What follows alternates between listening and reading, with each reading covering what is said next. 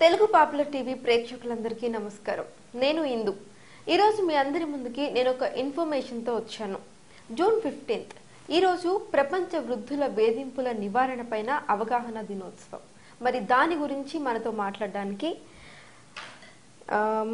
తోడు నీడ founder president NM Rajeshwari గారు, అలాగే హెల్పేజ్ ఇండియా నుంచి పి శ్యామ్ కుమార్ గారు వచ్చారు. మరి వాళ్ళతో మాట్లాడుతూ మరిన్ని వివరాలు తెలుసుకుందాం. నమస్తే అండి. నమస్తే అమ్మా. నమస్తే అండి. సో ప్రపంచ వృద్ధుల దినం, అసలు ఈ పేరు వినడానికి మనం ఇంకా నివారణ దీని మీద అవగాహన కావాలంటారా? అసలు నేడు ప్రపంచంలో ఉన్నటువంటి అనేక సమస్యల్లో, ముఖ్యంగా మన భారతదేశంలో ఈ వృద్ధుల వేధింపు అనేది ఒక ప్రధానమైన సమస్య అయిపోయింది. ఎందుకంటే దాదాపు టోటల్ పాపులేషన్లో, భారతదేశ పాపులేషన్లో 12% వరకు సీనియర్ సిటిజన్స్ ఉన్నారు. సో వీళ్ళ జనసంఖ్య పెరుగుతూ ఉన్న కొద్దీ, అంటే మన ఆయుర్దాయాలు సహజంగా ఇప్పుడు రకరకాలైనటువంటి టెక్నాలజీలు వచ్చాయి, మెడికల్ వాటిల్లో కూడా బాగా ముందుకు వెళ్తున్నాం. దానివల్ల వాళ్ళ యొక్క ఆయు ప్రమాణాలు కూడా పెరుగుతూ వచ్చాయి. ఆయు ప్రమాణాలు పెరగడంతో వృద్ధులు పెరుగుతూ వచ్చారు.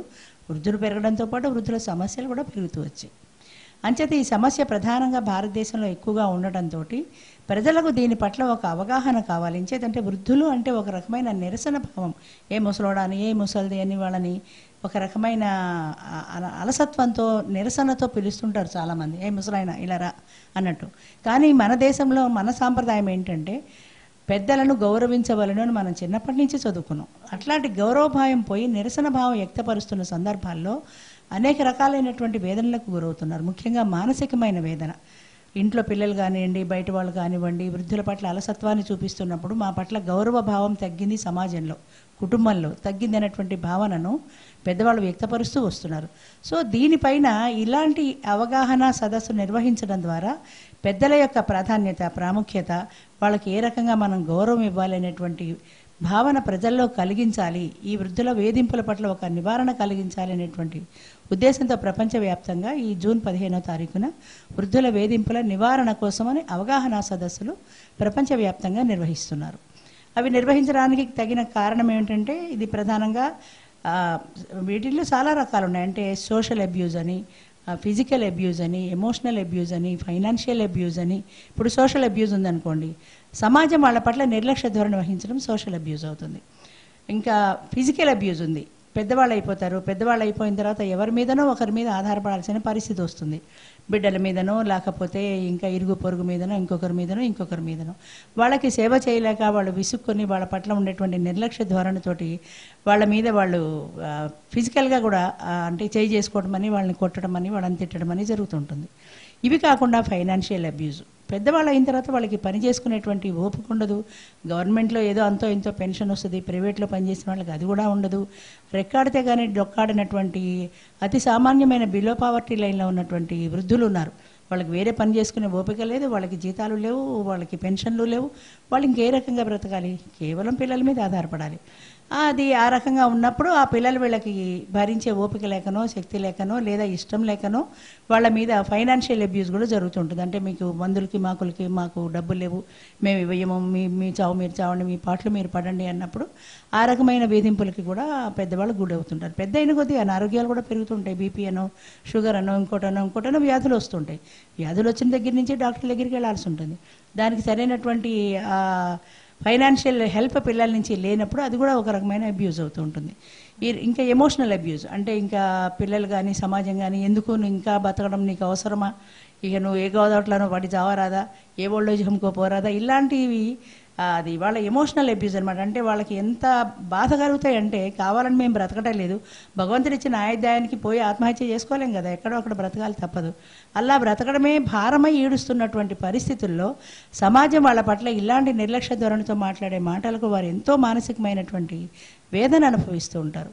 అంచేత సమాజం కానివ్వండి, పిల్లలు కానివ్వండి, కుటుంబంలో వాళ్ళు కానీ, ఇరుగు పొరుగు ఎవరైనా సరే వృద్ధుల పట్ల ఒక మంచి భావన కలిగి ఉండాలి.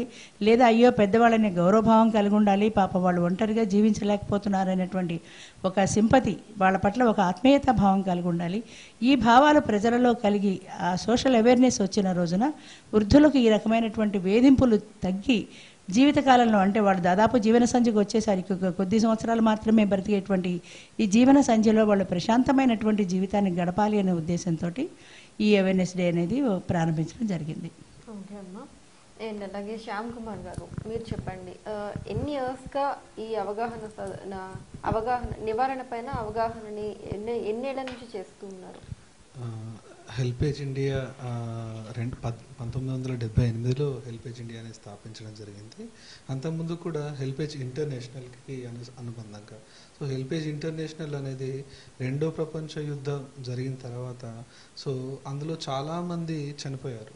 సో వాళ్ళ యొక్క తల్లిదండ్రులు ఒంటరి వాళ్ళు అయిపోయారు. ఎంతోమంది వృద్ధులు కనీసము బాగోగులు చూసుకునే వాళ్ళు కూడా లేకుండా అలాంటి తిండి దొరకక వాళ్ళకి ఎన్నో ఇబ్బందులు ఎదుర్కొన్నారు. సో అలాంటి టైంలో హెల్పేజ్ ఇంటర్నేషనల్ అనేది స్థాపించడం జరిగింది. సో ఇది దాదాపుగా మన వరల్డ్లో ఆల్మోస్ట్ 100కు పైగా దేశాలలో ఈ హెల్పేజ్ ఇంటర్నేషనల్ పనిచేస్తుంది. సో అది 1978లో హెల్పేజ్ ఇండియా అనేది దీన్ని స్థాపించడం జరిగింది. ముందుగా అసలు ఎల్లర్ అబ్యూజ్ అనేది ఎలాగా అని చెప్పుకోవడానికంటే ముందు హెల్పేజ్ మన ఇండియా అనేది సంస్థ అసలు ఇండియాలో రావడానికి ముఖ్యంగా మనం ఎంతో అనుకుంటాం. మన ఇండియా అంటే భారతీయ సంస్కృతి చాలా గొప్పది, చాలా గౌరవిస్తాం, మనం పెద్దలను చాలా గౌరవిస్తాము, ఉమ్మడి కుటుంబ వ్యవస్థ ఉంది ఇక్కడ. మరి హెల్పేజ్ ఇండియా లాంటి సంస్థ ఎందుకు? మనం పెద్దలను గౌరవిస్తాం ఇక్కడ, అసలు పెద్దలకి ముఖ్య పాత్ర ఇస్తాం, ఉమ్మడి కుటుంబాలు ఉంటాయి. ఒకప్పుడు మన కుటుంబ వ్యవస్థలో ఎవరినైనా పిల్లోని పిలిచి ఒక 20 years బ్యాక్ 30 years బ్యాక్ మీ ఇంట్లో ఎవరెవరు ఉంటున్నారు అని అడిగితే మా తాతయ్య, నానమ్మ, బాబాయ్, పెదనాన్న, చిన్నాన్న, బాబాయ్ కావచ్చు, అదేవిధంగా అన్నయ్య, తమ్ముడు, ఇలా కనీసం ఒక 5 minutes పట్టేది ఇంట్లో ఎవరు ఉంటున్నారో చెప్పడానికి. ఇప్పుడు ఎవరైనా పిలిచి అడిగితే నేను, మా అమ్మ, మా అన్నయ్య, అక్క లేదా తమ్ముడు, అంతే. అంటే 2 seconds సరిపోవట్లేదు.